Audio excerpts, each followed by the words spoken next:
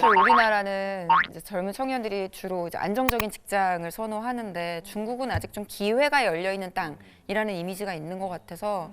맞습니다. 한국도 뭐 물론 스타트업 업계가 되게 계속 발전되고 있고 저도 거기서 흥미로운 성장을 경험하고 있지만 중국에서 일했던 기억을 떠올려 보면은 더 젊고 역동성이 있고 그러다 보니까 더 빠른 성장들을 할 수 있는 환경들이 계속 갖추어지고요.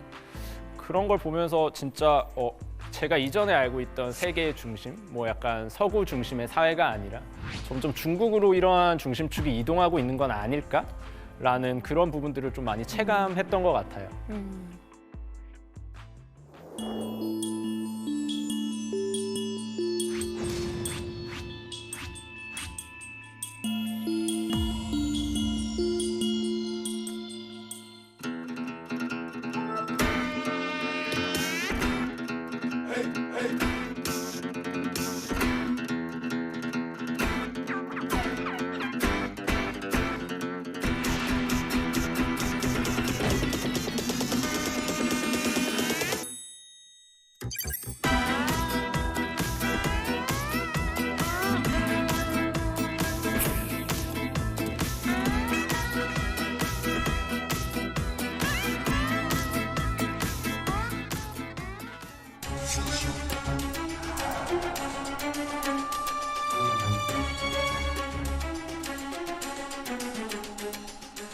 네, 안녕하세요. 저는 성균관대학교 중국대학원 안유아 교수입니다. 반갑습니다. 네, 반갑습니다.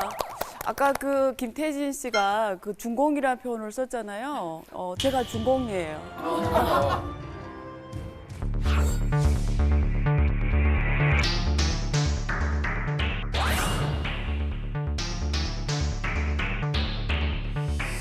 그래서 오늘 전기루설을 할게요.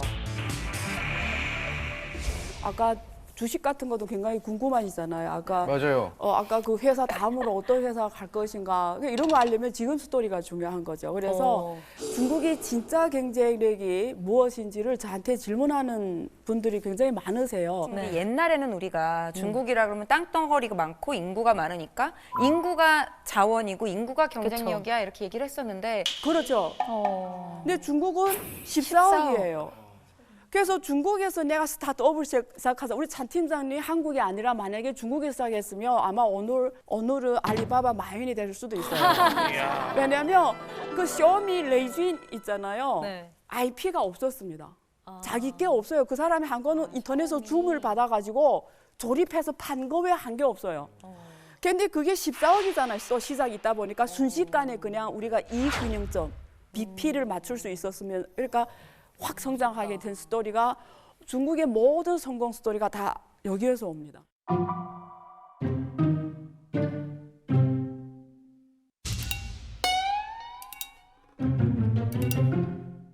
과거에는 어떤 스토리냐면 우리가 이 티셔츠를 1억 장 만들어서 전 세계에다 많이 팔수록 내가 많이 남는 거잖아요. 네. 근데 미래는 시장이 이렇지가 않다라는 거예요. 미래는 우리 김지민 씨 이 티셔츠를 김지민 씨만이 티셔츠를 하나 팔았는데도 내가 이익을 남길 수 있어야 되는 거예요.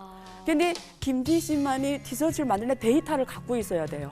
그 말은 고객 관계를 갖고 있어야 치수가 얼마고 무엇을 좋아하고 이런 데이터를 갖고 있어야 되는 거예요. 그래서 김지민 씨 티셔츠를 주고 김태신 거 주고 우리 조선 이렇게 주면서 이익을 남겨야 되잖아요. 그러면 그래서 시장이라고 표현 안 하는 거예요. 이젠 1억 장 만들어서 창고에 쌓아뒀다가 팔고 이런 스토리가 아니라 고객과의 데이터 관계를 만들어가면서 고객 맞춤형 제품을 만들어줘야 되는 거예요. 그래서 아까 우리가 보통 그것을 CR이라는 표현을 쓰는데 Customer Relation, 고객 관계. 이제는 그 인구가 그냥 사람의 숫자에서 그치지 않고 그들이 사용하는 데이터화가 그렇죠. 돼서 그게 핵심이죠. 그게 다 빅데이터가 돼서 네. 이제는 어떻게 보면은 중국의 가장 큰 경쟁력이 뭐야 하면은 데이터. 사람의 머리 숫자가 아니라 그들이 남기는 빅데이터인 거네요. 그렇죠. 그래서 그 알리바바 마윈이 말한 이야기가 있어요. 내가 이렇게 몇십 년 경영했는데 남은 건 하나밖에 없다. 데이터. 이렇게. The world is shifting from IT to DT. DT is not the digital time, it's data time. Digital time is the upgraded version of IT. DT is totally different from IT. 그래서 중국의 지금 생산 요소는 우리가 보통 아까 자본, 노동, 토지를 말하잖아요. 중국 국가에서 이미 다시 규정을 했어요. 생산 요소는 자본, 노동, 토지, 데이터라고요. 오, 추가되네. 그래서 중국의 교과서 바꿔야겠다. 예. 이제 데이터로 됐어요. 그래서 혹시 BATJ라고 들어보셨어요? BATJ. BATJ? 팽은 들어보셨어요? 빵 들어보셨죠? 우리 지난번에 나왔던. 맞아요. 페이스북, 뭐 아마존, 애플, 애플, 넷플릭스. 말하잖아요. 중국도 중국 버전의 팽 같은 단어가 있는데 그게 BATJ예요. 난 무슨 MBTI 검사인 줄 알았네. 여기 있죠. 저 약간 뭐 B가 MBTI 뭐 이런 거. 그러네. B가 바이두. 나는 BATJ야. 저 위에 알리바바. 알리바바. 예. 그다음에 T는 텐센트. J는 징동. 전자상거래 업체. 전자상거래 업체. 제2의 알리바바라고. 예, 한국도 지금 많이 들어갔어요. 그래서 BATJ라고 표현. 이게 미국의 빵하고 비슷한 개념입니다. 그래서 중국의 제일 큰 플랫폼 기업들이에요. 근데 얘네들이 중국의 현재와 미래 성공 스토리를 만들어내는 애들이에요. 그래서 원래 내가 스타트 기업이었잖아요. 고객이 별로 없을 거 아니에요. 근데 텐센트가 딱 나한테 투자하는 즉시 10억이 내 고객이 되는 거예요. 그렇죠. 그게 성공 스토리가 디디 출싱이에요. 우리 말은 카카오 택시 있죠. 중국은 디디잖아요. 아, 디디. 중국은 그래서 디디가 텐센트 투자를 받은 거예요. 텐센트 투자 받기 전에 아무도 디디를 몰랐어요. 그런데 텐센트가 딱 투자를 하면서 10억 명이 바로 디디의 고객이 되면서 바로 유니콘 기업이 됩니다. 나도 하나 뭐 갖고 싶다. 네. 그래서 아까 잘생긴 지민이었으면 좋겠다. 좋은 잘생긴 말씀, 날씨 앱 만들었잖아요. 네네. 근데 그걸 만약에 제가 그 중에 한 곳이라도 투자했다 그러면 바로 유니콘 게임이 되는 거잖아요. 끝나는 거죠. 게임 끝. 네. 진짜 유니콘 타는 거예요. 뿔 그때는. 다른 거잖아요. 그러면은 유니콘 뿔. 교수님, 이게 중국도 그러면은 이제 뭐 선택과 집중이란 걸 할 거 아니에요. 네. 그렇다면 중국이 지금 제일 중점을 두고 있는 네. 고부가가치 산업 분야가 구체적으로 좀 어떤 것들이 그렇죠. 있어요? 너무 좋은 질문이에요. 그래서 거기에서 나오는 어마어마한 미래 산업이 있어요. 아까 질문했잖아요. 넥스트 바이트 댄스가 뭐냐? 아래 세 가지 분야입니다. 하나는 전기차. 적어야 돼. 전기차. 네, 전기차라기 표현보다도 오히려 스마트카라는 표현이 더 네. 정확할 거예요. 왜냐면 나왔어요. 이제 뭐 스마트카 안면 인식으로 다 되지 않을까요? 중국 정도면 맞아요. 그렇게 할 것 예, 같아요. 예. 안면 인식도 다 가능해요.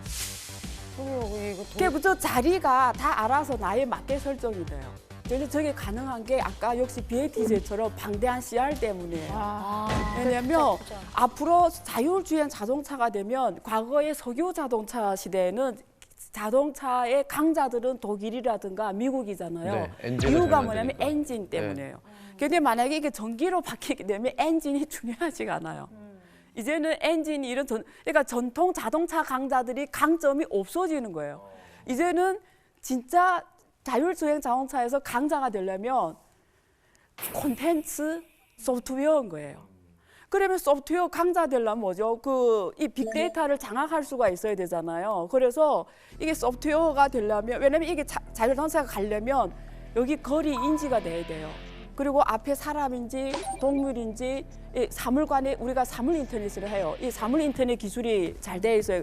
그리고 거리 측정이니까 지도 기술, 뭐 인공위성 이게 다 복합적인 기술이 다 소프트웨어구나. 이루어져야 돼요. 그러려면 이게 소프트웨어 강해야 되는데 아까 BATJ 갖고 있는 방대한 이런 데이터와 그런 게 있어요. 고객 데이터와 이런 것 때문에 이게 이제는 ICT 업체들이 자동차를 만드는 시대가 온 겁니다. 그래서 미국 같은 경우에는 이제 애플도 자동차 계속 부정하지만 이미 자동차 팀이 만들어졌고요. 뭐 한국도 이제 곧 시작될 거예요. 아까 기사 났던데. 네, 애플 중국은 쪽이랑. BATJ가 다 자동차를 하고 있어요 이미. 그래서 대표적인 게 바이두가 투자한 업체가 N자로 시작되는 자율주행 자동차가 미국에 상장했어요. 근데 기업 가치가 GM을 초과했습니다. 벌써요? 네. 그래서 GM이 깜짝 놀란 거예요. 왜냐면 자존심이 상하잖아요. 엄청 전통 세계 있는 전통 자동차 강자가 네가 나를 초월해 굉장히 자존심이 상했던 거예요. 그래서 생각해봤더니 이게 시대의 흐름이구나. 그래서 이제 GM도 이제는 자율주행차에 목숨을 걸기 시작해요. 그리고 두 번째 영역은 최근 코로나와 관련돼 있어요. 데이터가 많아서 좀 도움이 되는 바이오인가요? 예, 바이오 쪽에서 요즘에 한국이 백신이 나왔나요? 한국 거. 아니요. 안 나왔죠. 안 나온 이유를 혹시 아시나요? 그 테스트할 만한 인구가 부족해서. 그렇죠. 임상 실험 하려면 그 데이터가 있어야 돼요. 그만한 인구가 안 되는 거예요. 그래서 지금까지 안 나오고 있어서 굉장히 지금 속상하죠. 중국은 가장 빨리 만들었잖아요. 중국 백신 들어봐. 많은 분들이 좀 신뢰를 안 하지만 어쨌든 지금 중동에 많이 사가고 있어요. 그래서 백신이 제일 중요한 게 이 우리가 유전자 정보 있잖아요. 이게 우리 개개인의 이 정보를 알고 있어야 되고요. 여러 가지 그러니까 중국 의학이 그래서 발전했습니다. 자료가 많으니까. 예, 의학이 엄청 사례가 많고 데이터가 많으니까 의학이 굉장히 발전해서.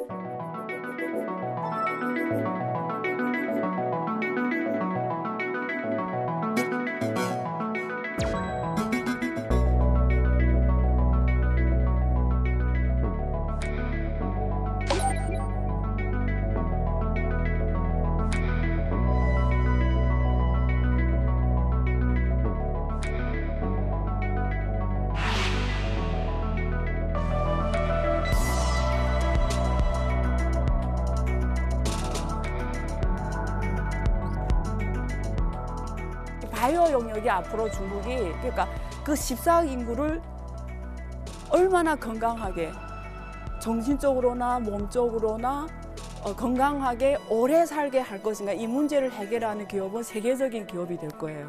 그래서 마윈도 넥스트 마윈은 바이오에서 나올 거다. 우리가 중국에서는 따健康이라고 말합니다. 따라는 게 대건강, 우리가 헬스케어라고 표현하는데요. 건강의료 바이오에서 넥스트 마윈이라고 이 표현을 쓸 정도로 그게 우세 지역이 중국이 이 바이오 쪽입니다. 그리고 하나 영역이 또 가장 중요한 거는 아까 우리 김지민 씨 뒤에처럼 김지민 데이터를 알아야 되잖아. 네. 근데 어떻게 알까요? 내가 어떻게 하면 이 데이터를 밟을 수 제 있어요?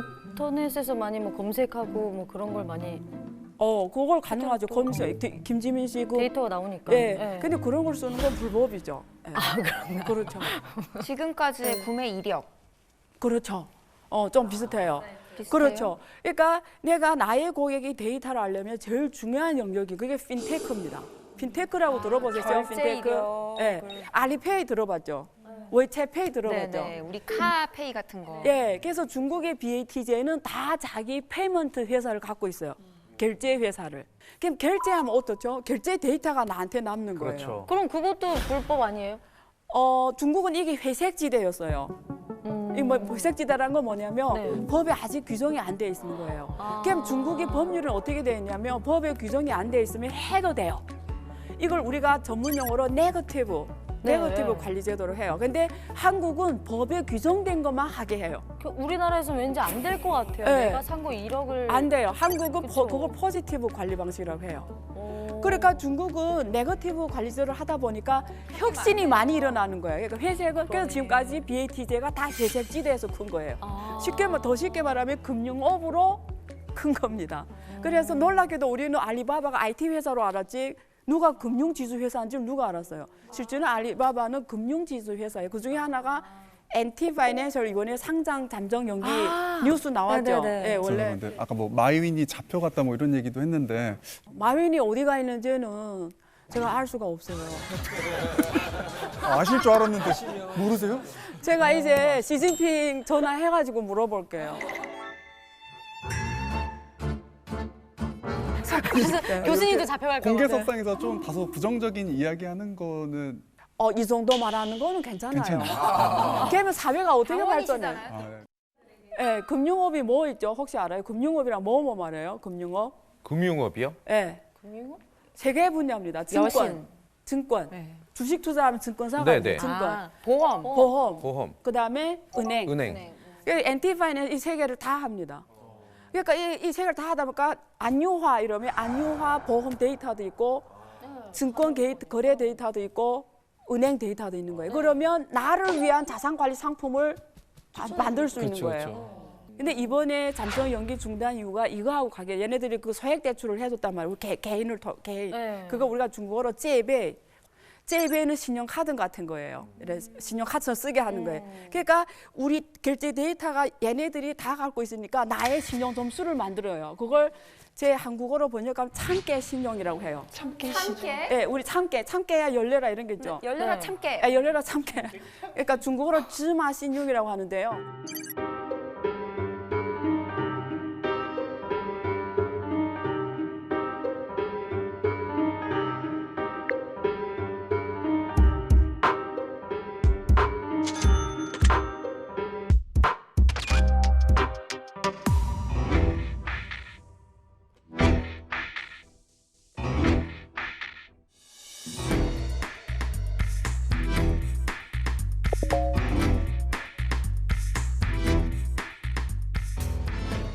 T 파이낸셜이 잠정 연기 중단된 이유가 뭐냐면 소액 대출을 해주려면 내가 돈이 있어야 되잖아요. 그렇죠.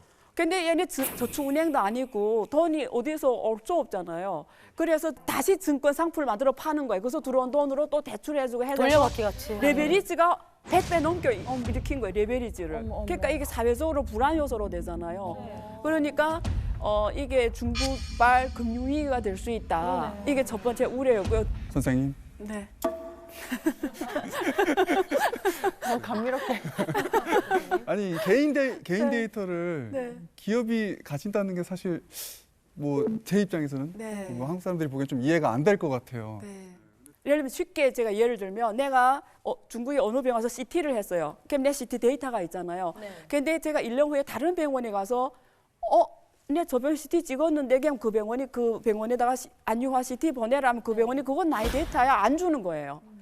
다른 말로 알리바바에 있는 나의 신용 점수를 어느 은행이 내가 동의하면 알리바바가 그 은행한테 나의 신용 점수를 줘야 되는데 얘네들이 안 주는 거예요. 왜냐면 얘는 남은 게 데이터밖에 없으니까. 내 거니까. 내 거니까. 그래서 우리의 정보가 누구한테 속하냐. 중국 정부 입장에서는 어떻게 중국 국민의 데이터를 한 개 민영회사가 갖고 있냐. 이거는 굉장히 잘못된 거다 해서 데이터의 이제 반독점 규제. 그래서 이거는 중국만이 이슈가 아니고요. 전 세계 이슈입니다. 미국 이미 시작을 했고요. 유럽도 지금 우리가 말하는 아까 팬 같은 기업들이 독점 규제를 손댔어요. 그래서 이제는 이런 이슈가 굉장히 커질 거기 때문에 그게 뭐 알리바바든 국가가 이렇게 갖고 있게 되면 나라는 사람에 대해서 중앙은행이 다 알게 되고 정부가 다 알게 되잖아요. 그래서 과연 이게 경제에 어떤 악영향을 미칠까는 아직 걸어보지 못한 길이 돼서 우리가 확정 짓기는 어렵습니다만 부정적인 면이 굉장히 큽니다.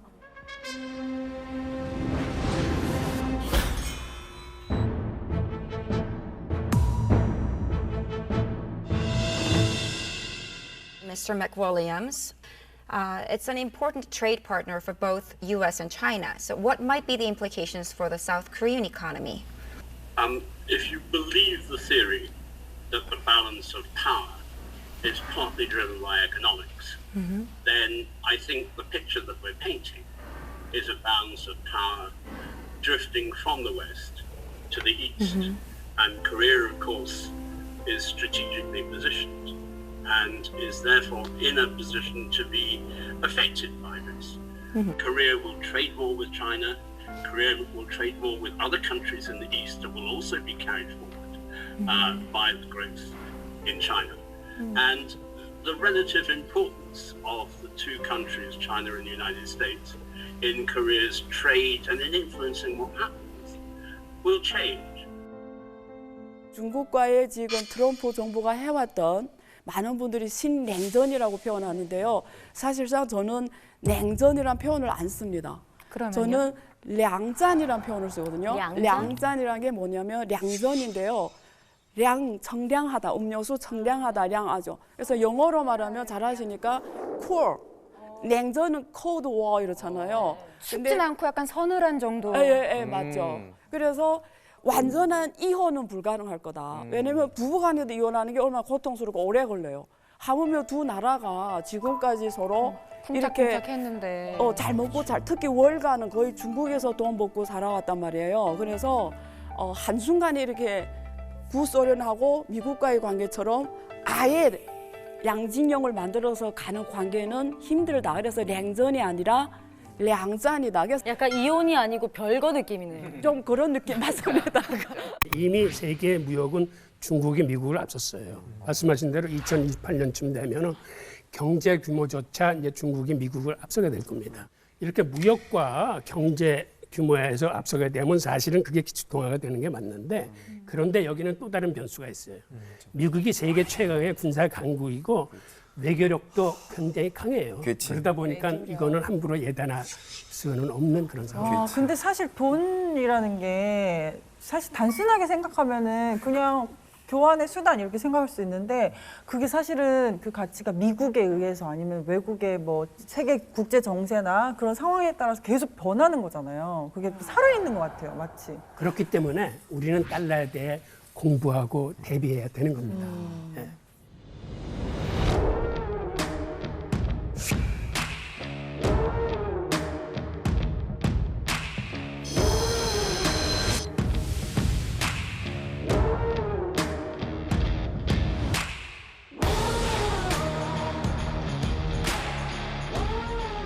But right now, with interest rates at historic lows, the smartest thing we can do is act big.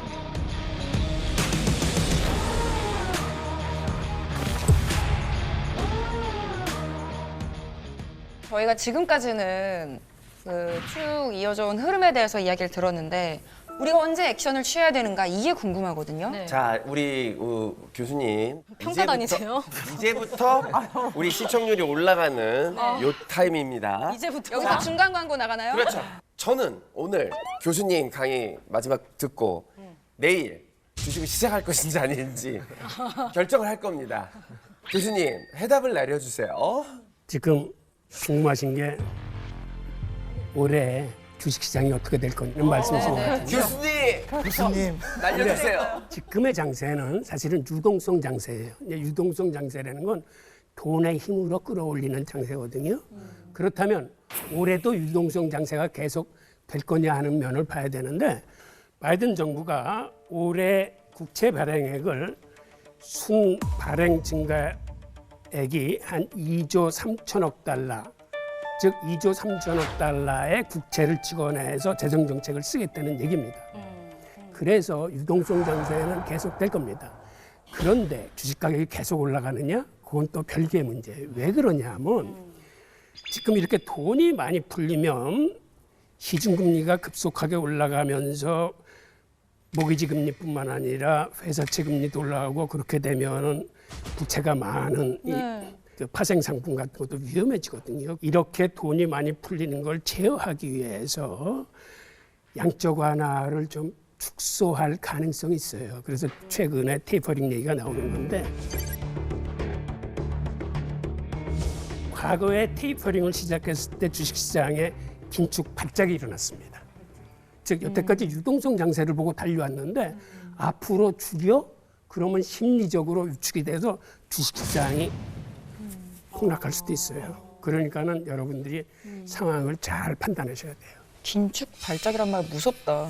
저 긴축 발작이라는 게 약간 느낌이 갑자기 잘 가다가 심근동맥 같은 느낌인 거야. 심근경색. 경색. 심근경색. 갑자기 혈관이 딱 막혀가지고 터지는, 언제 터질지 아무도 모르잖아요. 그렇죠?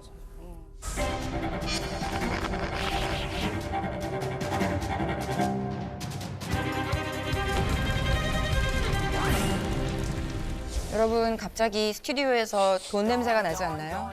앞에서 솔솔 그러게요. 나네요. 기분이 굉장히 좋네요, 네. 지금. 지금 제 앞에 원화, 달러화, 금 그리고 비트코인이 준비되어 있는데요. 얘가 그러면 네. 요거 하나에 지금 4,200만 원. 4천만 원. 그 모형이에요. 모형이에요. BBN 그쵸. 녀석들이 그렇지 뭐. 눈에 보이게 일부러 이제 제작을 한 거죠. 예. 2021년에 이 네 가지 중에 단 한 가지에 투자를 할 수 있다면 여러분들은 어떤 선택을 하시겠습니까? 일단 저는 요즘 달러가 좀 많이 떨어진 것 같은데 달러는 결국 오를 수밖에 없어요. 왜? 기축 통화니까. 그래서 저는 뭐 달러를 사겠습니다. 뭐 안 오르면 해외여행 풀렸을 때 해외 갈 때 갖고 가서 쓰면 되니까요. 아무튼 이 달러를 이제 좀 오늘 미래 수업 듣고 나니까 좀 많이 사놓아야 되나 싶기도 하고 언젠간 무조건 오르니까. 아니 저는 이 선택지 중에 그 증권이 하나 있어야 되지 않나. 주식이 없네? 네, 그게 하나 선택지가 더 있었다면 전 그걸 했을 것 같은데 없으니까 저는 비트코인을 네, 선택을 야, 하겠습니다. 역시 2대 경제학과 나온 여자 맞다.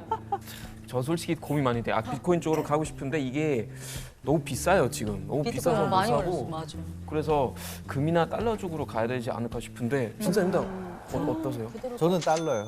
달러요? 달러. 고민도 안 하시고 달러. 신사임당이? 네. 없이. 그죠? 배신을? 아니, 이게 저기 왜냐면- 서술형 답안지라서요. 이유를 설명해 주세요. 아, 요즘에 조금 올랐더라고요, 근데. 조금 올랐어요. 그죠. 요즘에 1,100원 다시 올라왔는데 1,100원 아래면은 좀 사 모으는 거 좋지 않나? 저는 랜선 방청객분들도 되게 궁금한 게 나는 달러 사놓고 싶다 하면 손 들어봐 주세요. 달러. 달러. 오. 많으시네. 나는 비트코인. 비트코인. 비트코인. 네 분. 금이요. 금. 금이 인기가 떨어졌어요. 자동적이라. 그럼 없네. 요동을 안 치니까. 주식. 주식 사겠다. 이게 만약에 돌잡이의 상황이라면 네. 이 시기에 뭘 집어도 올 한해 운수 대통인데 지금부터가 핵심입니다.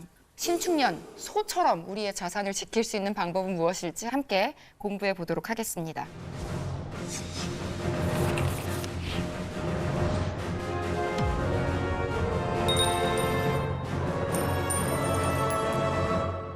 달러와 한화, 금, 비트코인. 여러분은 미래의 자산 가치로 무엇을 선택하셨습니까? 네, 교수님은 어떤 거를 선택하셨나요? 제일 궁금해요. 자, 이거 여쭤봐도 되나 싶었는데. 네. 이 강연을 다 듣고 나면 제 선택이 무엇인지 알 수 있지 않을까요? 채널 잘 잡고 계시는데요? 밀당. 끝까지 강의에 귀를 기울여 들어주십시오. 채널 고정. 궁금하다. 인류는 지금까지 접하지 못했던 초유의 경제 환경에 직면해 있습니다. 저금리, 저투자, 저성장. 이론상 금리가 낮으면 투자가 살아나고 소비가 살아나야 됩니다. 그런데 세계적인 초저금리임에도 투자 소비가 살아나고 있지 않아요. 사실 그동안 문제가 생길 때마다 막대한 돈을 풀어서 해결해야 했는데 그게 지금 안 먹히는 겁니다. 지금 얼마나 많은 돈을 풀고 있습니까? 이런 유동성 확대가 주식과 부동산 등 자산 가격의 상승을 불러와 자산가들의 배만 불려주고 있습니다. 이 그래프를 보세요. 코로나19 이후 각국에서 돈을 막 풀었어요. 그런데 그 돈이 금융소득으로만 흘러들어가 기존의 부유층의 부는 더 올라간 반면 빈곤층은 실업과 가계부채 증가 등으로 더 가난해졌습니다. 그 홍대 건물, 강남 건물 이런 거 있잖아요. 네. 비었는데 건물 가격은 올라갔어요. 50억 이하 매물은 씨가 말랐대요. 그다음에 뭐 강남 건물 거래량이 지금 사상 최대라고 합니다. 막상 그 건물에 들어온 사람들은 너무 힘겨워하고 있죠.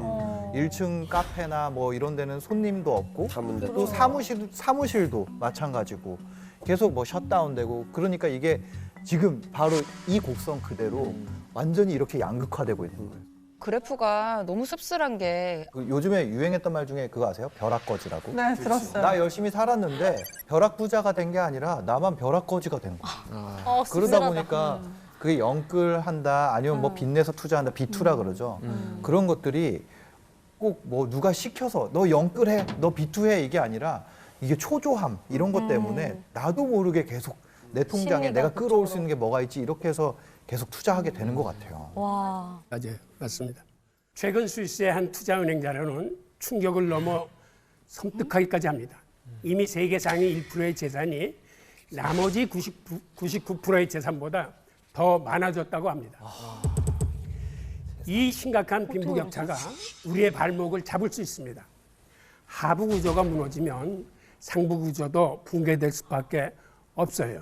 이런 이유로 이번 경제 위기를 대처하는 과정에서 미국도 심각성을 인지하고 통화 주도권을 연준으로부터 가져와 적극적인 재정 정책을 펴기 시작했습니다.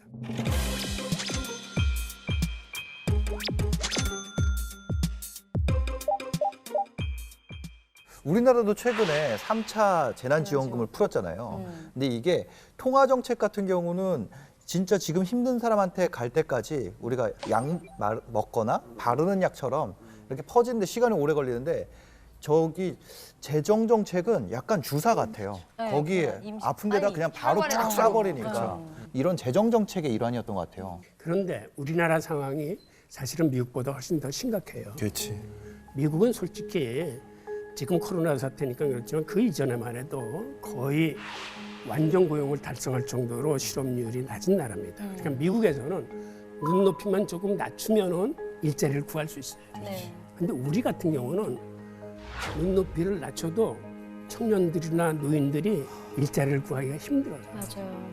그러니까 우리 청년들과 그 노인들이 생각보다는 굉장히 심각한 거죠. 이게 너무 거시적인 이야기처럼 들리나요?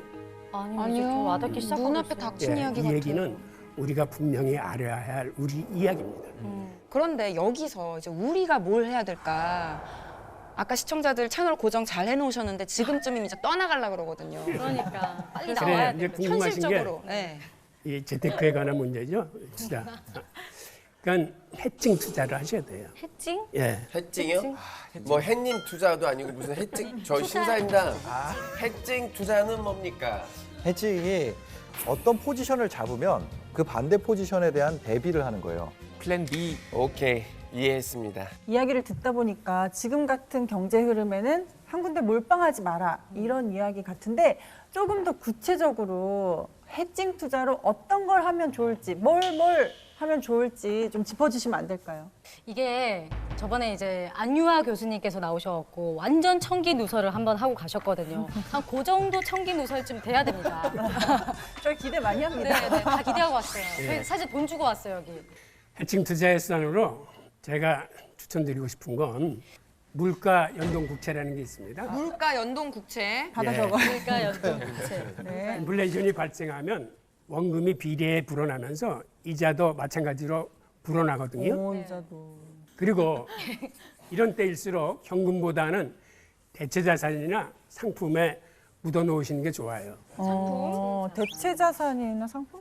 자산이면 약간 아까 말씀하셨던 뭐 금이나 은이나 뭐 이런 거 뭐 부동산 뭐 이런 거 말씀하시는 것 같은데요. 그렇죠. 네. 원자재입니다. 그러니까는 금속이나 곡물 등 화폐 가치가 떨어지면 상품 가치는 올라가게 돼 있어요. 그러니까 앞으로 경기가 회복되면은 원자재는 가격이 올라갈 겁니다. 그러니까 이런 식으로 어느 하나에 몰빵하지 않고 뭐 물가 연동 국채, 금이나 비트코인 중에서 혹은 원자재 공부를 열심히 해서 가장 유망할 거라는 한두 개를 골라서 이렇게 두루두루 나누어서 포트폴리오로 이제 투자를 해놓는 게 이런 시대에 알맞는 투자가 아닐까라고 생각을 합니다. 교수님, 예. 뭐 다 좋습니다. 네, 근데 저처럼 뭐 돈 다 까먹고 통장에 투자할 돈도 별로 없다. 뭐 저 사실 뭐 몇백만 원밖에 없는데 그거 갖고 있는 사람들은 뭐 어떻게 해야 되는 거예요, 이제? 나 돈이 좀 없어. 네. 지금부터 여러분들이 주목해서 들어주세요. 이야, 말씀하신다. 장기적으로 봤을 때 달러의 위상은 위축될 수뿐이 없습니다. 그렇기 때문에 앞으로 3대가 부자가 되려면 이걸 알으셔야 돼요. 3대가 부자로. 3대가. 자, 이게 뭘까요? 공부요? 공부해야 되나요? 공부해라. 선생님. 앞으로 미래의 가장 중요한 이거는 바로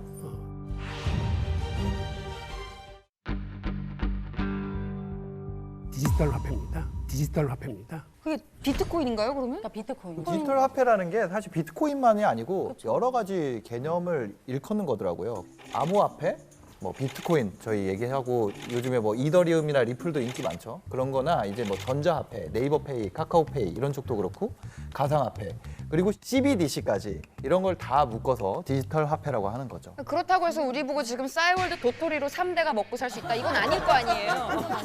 그건 아닐 겁니다. 죽으면서 내가 도토리 남겨놨다. 그러니까 많은 건 알겠는데 저 많은 디지털 화폐 중에서도 좀 더 주목해야 될 화폐가 있을까요? 특히 각국 중앙은행에서 발행되는 디지털 화폐, 즉 CBDC에 주목하고 있습니다. CBDC. CBDC가 뭐예요? CBDC는 예. 센트럴 뱅크 디지털 커런시라고 그래서 중앙은행이 발행하는 디지털 화폐를 부르는 말인데요. 돈을 벌려면 우리가 돈에 대해서 알아야 되잖아요. 현재 세계 각 국가에서는 새로운 화폐로서 디지털 화폐를 개발 중입니다. 전 세계 66개 중앙은행 중에서 80%가 개발을 하고 있어요. 벌써. 그러면 우리나라 한국은행도 이걸 개발하고 있는 거예요?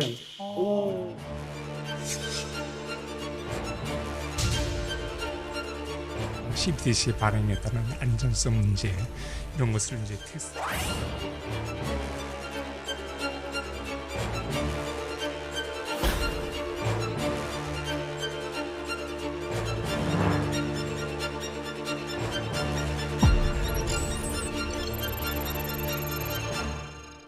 이미 중국은 지난해 테스트를 했고 올해 테스트 지역을 넓혀갈 겁니다. 그러니까 중국이 개발 중인 디지털 화폐를 보면 여기에 부딪히기 기능이라는 게 있어서 이 화폐는 인터넷이 안 되는 곳, 없는 곳에서도 핸드폰끼리 부딪히기만 해도 서로 결제와 거래가 되는 돈이에요. 아마 중국이 사용하기 시작하면은 다른 나라들도 이제 같이 쫓아서 사용할 가능성이 큽니다. 그러면 자연스럽게 이게 화폐 개혁이 일어나요. 근데 이렇게 발빠른 나라들이 이렇게 디지털 화폐 개혁을 계속 이어나가고 있는데 이러다 보면은 약간 그 달러의 위상이 조금 흔들릴 것 같은데 어떨까요? 네, 맞아요. 어느 한 나라의 통화가 일방적인 주도가 아니라 세계 통화의 분권화, 다양화가 예상됩니다. 게다가 앞으로는 클릭 한 번으로 외국 디지털 화폐를 사고 파는 시대가 옵니다. 예전의 무역은 이게 전문가들의 영역이었어요. 뭐 신용장도 개설하고 그랬는데 지금은 어떻습니까? 여러분 해외 직구할 적에 클릭 한 번으로 해외 무역, 해외 상품을 사잖아요. 맞아요. 그게 무역이거든요. 마찬가지로 앞으로 디지털 화폐 시대가 오면 클릭 한 번으로 우리나라 돈을 다른 나라 돈으로 바꿀 수 있고 그다음에 결제할 수 있어요. 그러니까 앞으로의 시대에는 우리가 사실은 통화를 공부하고 자기가 어느 통화로 갖고 있어야 유리할지를 스스로 정해가지고 실행하는 시대가 될 겁니다. 와.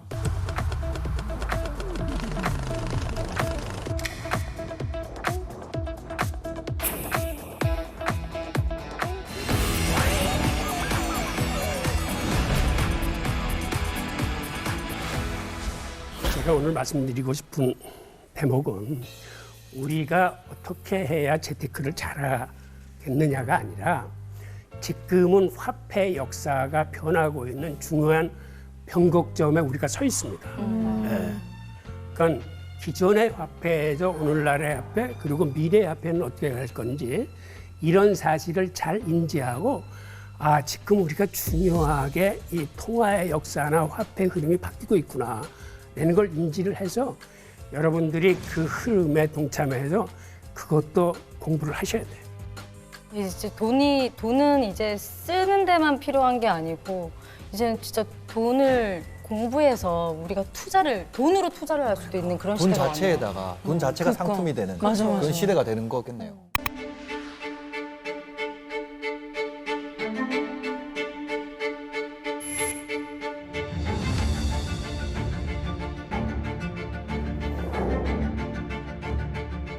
MZ 세대가 영혼을 끌어모아서 패닉 바잉을 외칩니다. 네, 하지만 사실 이번 생에는 쉽지 않습니다. 네?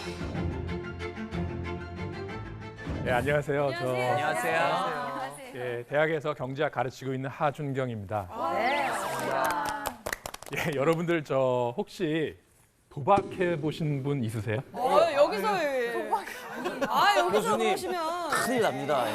큰일 납니다. 패가망신이에요. 결혼할 때 저는 도박하는 심정으로 했습니다. 갑자기 결혼은 도박이다. 인생 최대 도박이었어요. 맞아요. 인생은 도박이란 얘기도 있잖아요. 인생의 도박 결혼. 예, 뭐 사실 뭐 우리 인생이 도박이긴 한데요. 예, 그런 질문을 제가 바꿔볼게요. 네. 그럼 혹시 이 중에서 그 암호화폐에 투자하시는 분 혹시 계신가요? 저요. 이거 솔직하게 손들어야 되잖아. 아니 암호화폐를 도박이라고 하면은 지금 굉장히 논란이 될 것 같은데. 그쵸, 큰일 나죠. 암호화폐도 지금 자산으로 인정받고 그렇죠. 재테크로 생각하시는 분도 굉장히 많거든요. 네.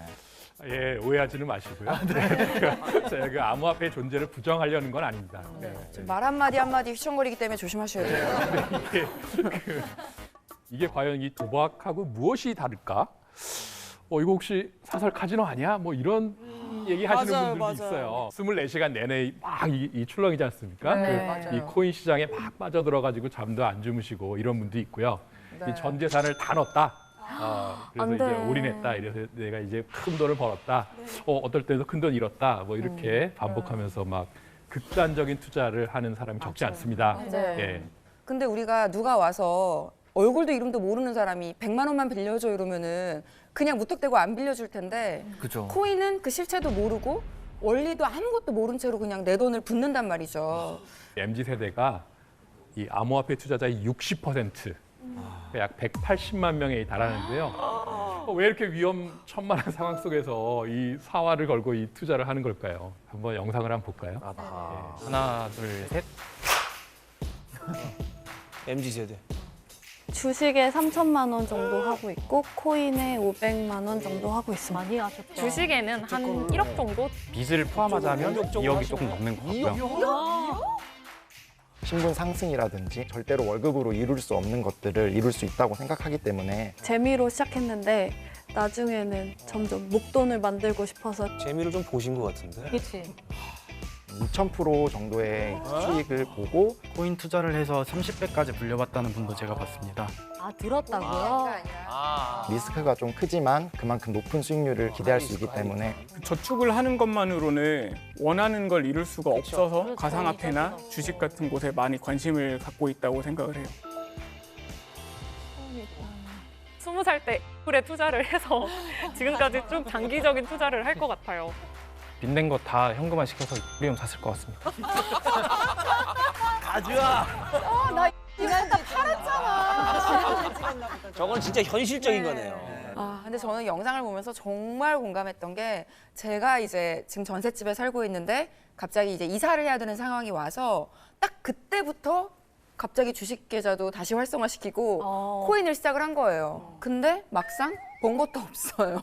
그리고 MZ 세대들도 이런 암호화폐나 주식 이런 거에 관심을 갖는 게 다른 수단이 없으니까 정말 어쩔 수 없이 퇴근해서 정말 시간 내서 이렇게 공부하는구나 하는 시간이 생각이 들어요.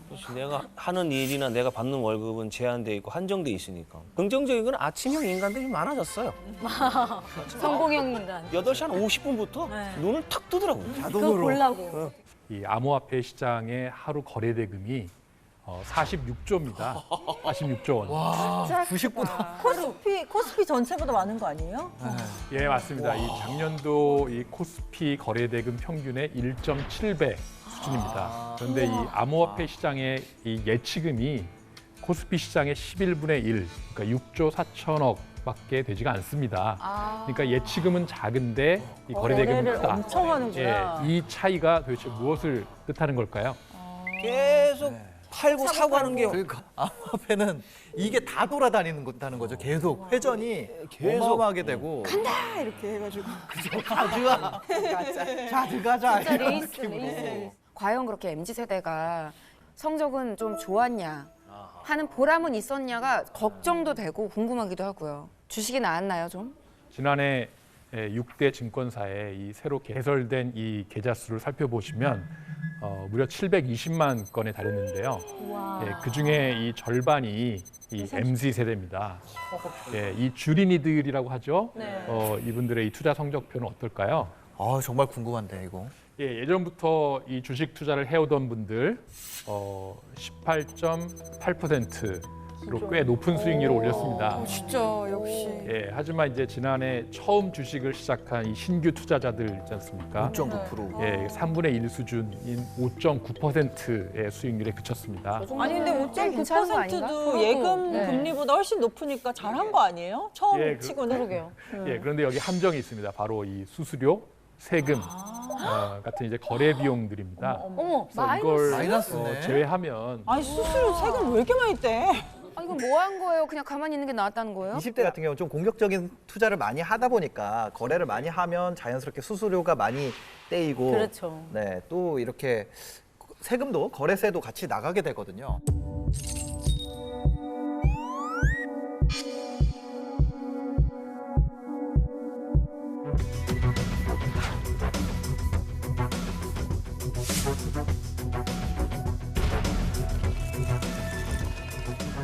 지금 왜 MZ 세대가 이렇게 이제 좀 극단적인 투자를 하고 기성세대한테 분노하는지 21세기 한국 자본주의의 이 구조적 문제점이라는 시각을 갖고 이들을 좀 바라봐야 될 것 같습니다. 네네. 이제 자료를 한번 볼까요?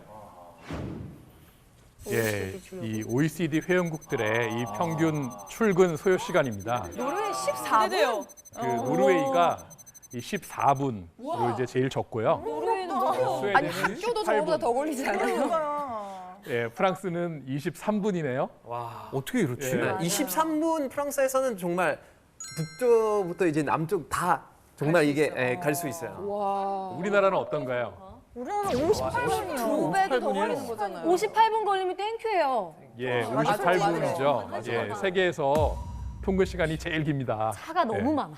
그 우리나라만큼 사실 그 지하철이 훌륭한 나라도 별로 없고요. 네. 이 버스 맞아요. 노선도 아주 잘 돼 있습니다. 편하죠. 이 환승 시스템 뭐 아주 좋죠, 세계 좋죠. 최고고요. 네. 깔끔하고 예, 또. 그렇습니다. 네. 예. 그런데 왜 이렇게 많은 사람들이 이 길바닥에서 하루에 왕복 2시간을 이 허비하는 걸까요? 지금 잠깐 제가 꼰대 빙의해서 얘기하자면은 뭘 빙의해요? 그냥 본인이 아니 믿어. 내가 아니라 이제 꼰대 신이 들어오면은 지금 얘기하자면은 아니 요즘 젊은 사람들 말이야 1시간 정도 일찍 일어나면 되는 거 아닙니까? 아, 꼰꼰하다 진짜. 와. 우리 엄마는 아침에 야 5시에 일어나면 하루가 길어. 맨날 똑같은 얘기잖아. 장난 아니다. 아침잠 없으시구나 벌써.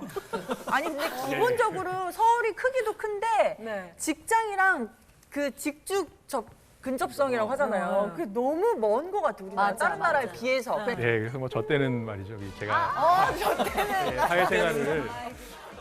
사회생활을 이제 90년대 중반 이때 시작을 했는데 출근 시간이 지금의 절반 정도, 그러니까 한 30분이 채 안 됐습니다. 그쵸? 맞아, 그때는 예, 그래서 그랬어요. 잠도 충분히 자고 아침 시간이 훨씬 여유로웠죠. 예, 20여 년 사이에 58분까지 늘었어요. 예, 이렇게 출퇴근길에 이 러시아가 심해지고 사람들의 그 이동 시간이 많이 늘어난 이유가 뭘까요? 차가 너무 늘었나? 예, 뭐 경제적으로 생각하면 사실 이게 서울의 집값 상승하고 관련이 깊습니다. 한번 영상을 한번 볼까요? 안녕하세요. 저희는 2년차 커플 29살 김한, 28살 김진현입니다. 오늘 임장 데이트를 하려고 하는데요. 여의도부터 경기도 지역까지 쭉 한번 돌아보면서 저희 예산으로 저희가 살 수 있는 집이 있을지 한번 알아보려고 합니다. 너가 가장 원하는 조건이 뭐야? 신축 아파트면 더할 나위가 없습니다. 그럼 먼저 여기 신축 아파트부터 한번 보도록 합시다. 여기는 여의도 세대 아파트.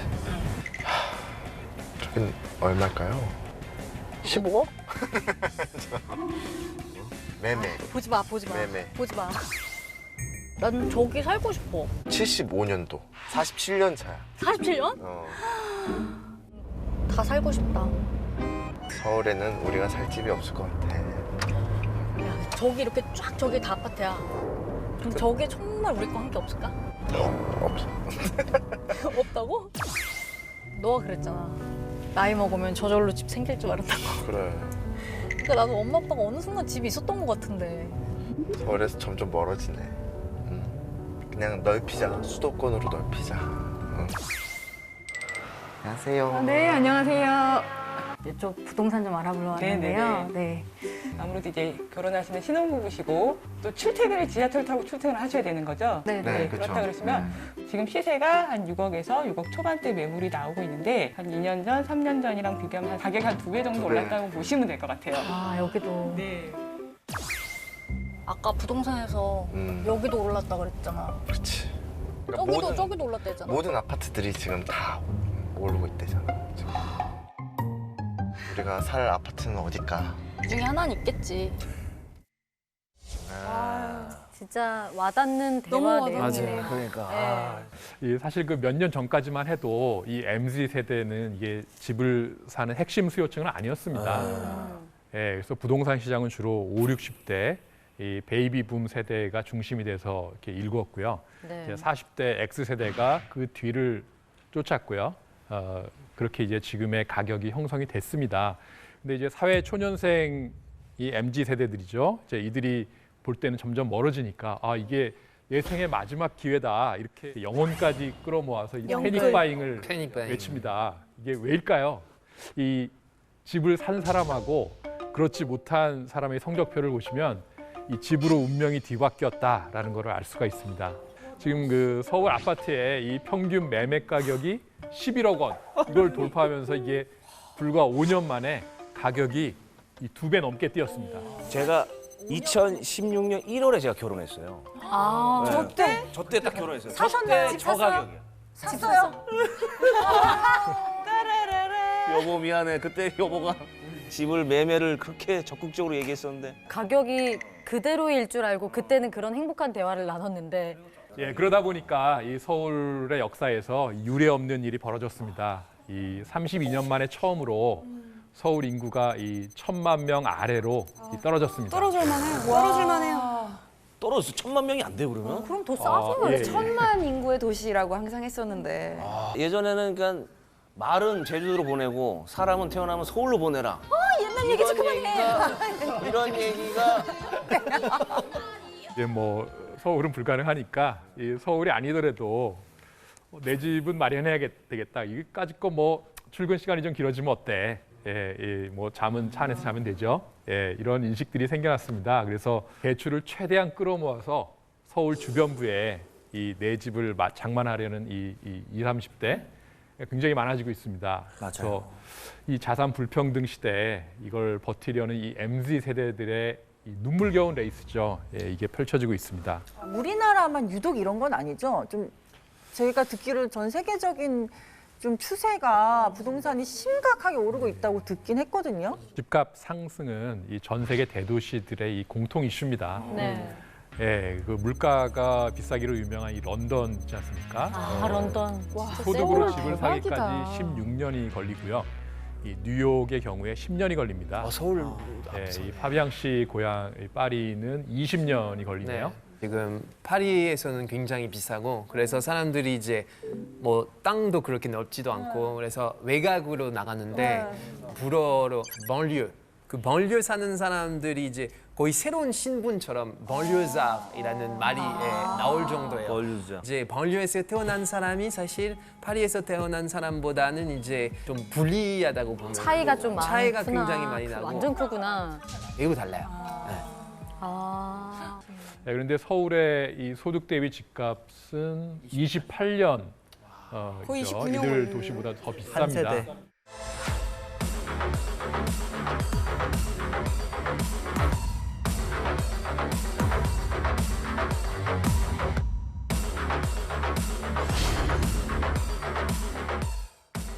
그래서 코로나19의 여파로 지난해 소득은 전년 대비 감소했습니다. 소득이 감소했어. 그런데 이상한 점이 있습니다. 이 월급은 줄었는데도 재산은 오히려 늘어난 건데요. 어떻게 이런 일이 가능할까요? 왜 는 거예요? 이 코로나19 여파로 시중에 돈이 그 어느 때보다도 많이 풀려 있습니다. 네, 맞아요. 저금리 기조가 지금 몇 년째 이어지고 있는데요. 그러니까요. 그 돈들이 다 어디로 들어갔을까요? 집으로. 그렇죠. 부동산 바로 맞지, 이 부동산. 부동산입니다. 금이나 뭐 자동차 이런 거는 이제 큰 변동이 없습니다. 그래서 유독 이 부동산 여기서 이제 가격 상승이 두드러졌는데요. 이 부동산 자산이 증가하면서 총 자산 증가에 막대한 영향을 끼친 겁니다. 그래서 이 제 뒤로 보이는 이 화면의 그래프를 보시면 이 자산 계층에 따라서 이 부동산 규모가 어떻게 달라졌는지 이 확인하실 수 있습니다. 내 집 한 칸 마련하기 힘든 사람들도 굉장히 많지만 우리가 소위 비싸다고 하는 그런 막 하이엔드 고급 주택을 갖고 계신 분은 보통 2개 이상 갖고 있어요. 다주택이네. 그래서 이 상위 20%, 하위 20% 이 두 계층의 격차가 이 몇 배인지 혹시 아십니까? 10배? 그 무려 164배입니다. 너무 점차 심하다. 더 크게 벌어지고 있는데요. 뒷목 땡겨. 부동산을 이 소유한 사람과 그렇지 못한 사람, 이 부동산을 어디에 몇 채 소유했는가 여기에 따라서 자산의 격차가 점점 더 벌어지게 되는 거죠. 우려가 되는 게 지금 미국에서 금리 조금씩 올릴 거다라는 인상 얘기가 나오잖아요. 그러면은 지금은 뭐 코인 푸어 이런 게 나올 수도 있는 상황인 거잖아요. 그렇죠. 그러면 MZ 세대는 그때는 더 어디를 또 가야 돼요? 어디를 가서 뭘 붙잡아야 돼요? 예, 그래서 참 이 어려운 문제가 이 자본주의 사회에서 경제가 성장하면 우리 모두의 삶이 나아지는가라고 질문을 했을 때 사실 이게 자산이 많은 일부 사람한테만 해당하는 얘기가 돼버린 거죠. 맞아요. 너무 일부다. 예, 사실 MZ 세대도 문제지만 사실은 그 자식들이 더 걱정이에요. 예. 불평등이 미래에도 영향을 미치나요? 그렇죠. 예, 제가 저 퀴즈 하나 내드릴까요? 소득 하위 10%에 속한 사람이 중산층이 되려면 시간이 얼마나 걸릴까요? 30년은 걸리지 않을까? 부지런히 하면 한 25년? 30년은. 여러 가지 이제 예외들이 있겠습니다만은 평균적으로 본다면 사실 이번 생에는 쉽지 않습니다. 아, 너무 희망이네요, 희망. 희망을 주세요. 그게 그냥 유행어가 아니라 팩트인 거네요. 그러면 이 생망이. 예, 그러니까 OECD가 이제 조사를 했는데요. 그렇다니까. 이 저소득층 자녀가 중산층, 그러니까 이제 전체 소득의 중간값 정도를 벌기 위해서 이 5세대가 5세대? 걸린다고 합니다. 그래서 한 세대를 30년 정도라고 이제 볼 수 와. 있는데요. 150년. 150 년. 150년이라는 시간이 150 걸립니다. 년. 의욕이 다 MZ 꺾이는데? 세대뿐만이 아니죠. 그 자식, 그 자식들의 자식까지 대대손손 이 불평등이 대물림되는 거죠. 너무 혼란스러워. 듣기로는 예전에는 그렇게 이런 불평등을 피부로 체감하지 못했었거든요. 예전에 진짜 소 한 마리 있으면은 그냥 그거 키우면서 열심히 이제 부지런히 근면성실하면은 나도 이제 계층 이동을 할 수 있고 먹고 살만하다 이렇게 이제 했는데 이 불평등이 왜 점점 더 이렇게 커지고 있는 겁니까? 예, 그러니까 뭐 이 돈이 돈을 버는 속도하고 이 노동이 돈을 버는 속도 이걸 비교해 보면 이 지금 돈이 돈을 버는 속도가 더 빠르다라는 거죠. 맞아요. 그래서 이 돈이 돈을 버는 속도가 너무 빨라지면은 이 노동이 돈을 버는 속도하고 이 간극이 점점 커집니다. 그러면 돈이 없는 사람은 쫓아갈 수가 없는 거죠. 그래서 강남 집값이 딱 그런 겁니다. 이 아파트 얘기가 나올 때마다 이 빠지지 않는 곳이 있습니다. 이 1988년에 쌍문동 주택에 살던 이 덕선이네 영상을 한번 볼까요? 땅이 최고야. 태기 아빠 무조건 땅 사요. 태기 아빠 아파트 하나 사있어. 강남서 제일 잘 나가는 아파트. 저 뭐라 하더라. 저 엄마 아파트. 엄마 아파트. 엄마. 그래 엄마 아파트 그게 한 5천만 원 한다 카대. 미친년갑다. 무슨 아파트가 5천만 원이 나노. 1988년에 강남 대치동의 한 30평대 아파트 가격이 4천만 원이요? 평당이 잠깐만. 그때 물가는 어땠나요? 예, 그때 이 가구당 연평균 소득이 약 890만 원. 이 월급을 한 푼도 안 쓰고 한 4, 5년 정도 모으면 이 강남의 30평대 아파트를 살 수가 4, 5년 있었습니다. 금방 가요. 아유, 우리 아버지 뭐 하셨어? 아버지. 나는 왜 이렇게 수익 내기 어려울까? 네. 사실은 여기에 심리학자들이 많이 얘기하는 게 바로 뭐냐? 뉴욕의 택시기사 연구입니다. 뉴욕의 택시기사들의 운행 패턴을 분석하니까 되게 재밌는 패턴들이 나오더라는 거예요. 사실은 이 연구가 왜 시작됐냐면 뉴욕에서 택시 잡기가 왜 이렇게 힘들까? 뉴욕에서 택시 잡기가 왜 이렇게 힘들까? 네. 왜 그런가 봤더니 우리 이 뉴욕의 택시기사들께서 손님이 많은 날 이때는 영업을 빨리 끝냅니다. 근데 손님이 없는 날에는 늦게까지 일을 해요. 왜일까요? 자기 목표액이 손님이 많은 날은 일찍 달성되거든요. 네. 그러니까 영업을 빨리 마치고 집에 들어가서 놀거나 아니면 뭐 가족들이랑 밥 먹고. 근데 손님이 적은 날은 자기 목표액이 안 채워졌죠. 그러니까 택시기사들이 점점 더 많이 일을 하고 계신 거예요. 그러니까 악순환이 반복된다는 거예요. 손님들이 많은 날, 이런 날에는 오늘 좀 많이 일하자. 손님이 좀 없는 날은 아유 오늘은 많이 해도 잘 안 될 테니까 그냥 포기하고 일찍 들어가서 쉬자. 이렇게 되는데 그렇게 하지 않으시고 정확히 반대로 한 거예요. 네.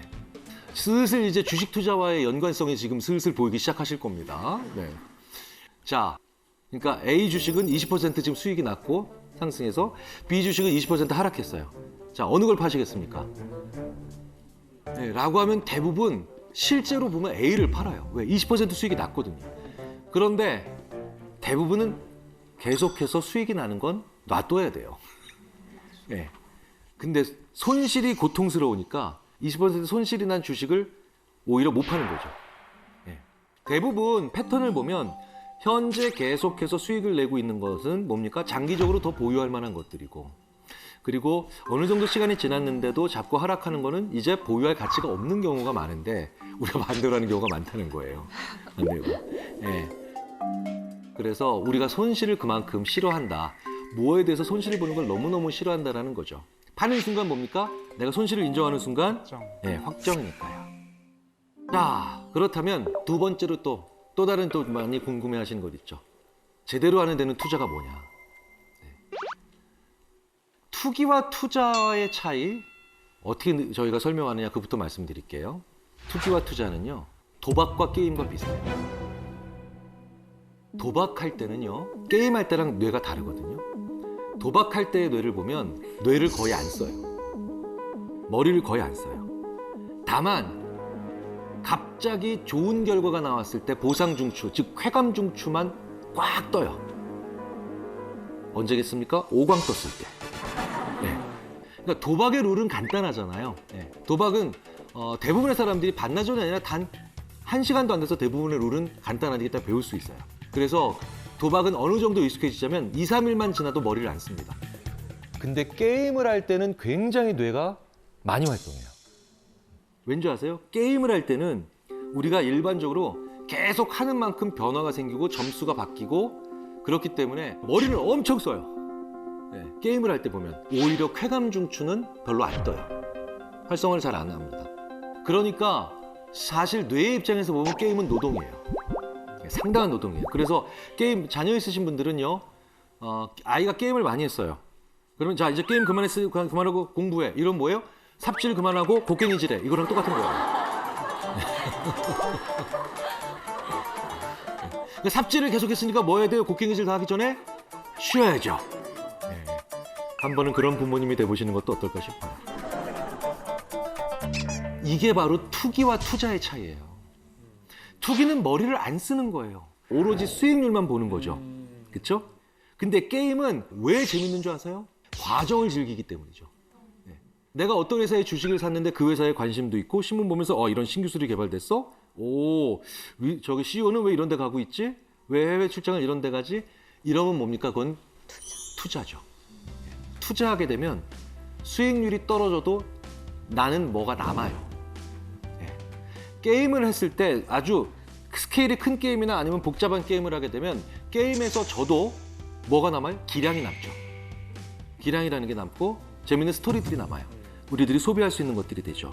바로 그렇게 무언가를 샀고 그 다음에 내가 지켜보는 과정에서 그런 여러 가지 피드백을 받을 수 있는 그런 상황이 있으면 그게 내가 바로 투자를 해나가면서 세상에 대해서 알아가는 과정입니다. 알아간다는 거. 그게 바로 투기와 투자의 차이입니다.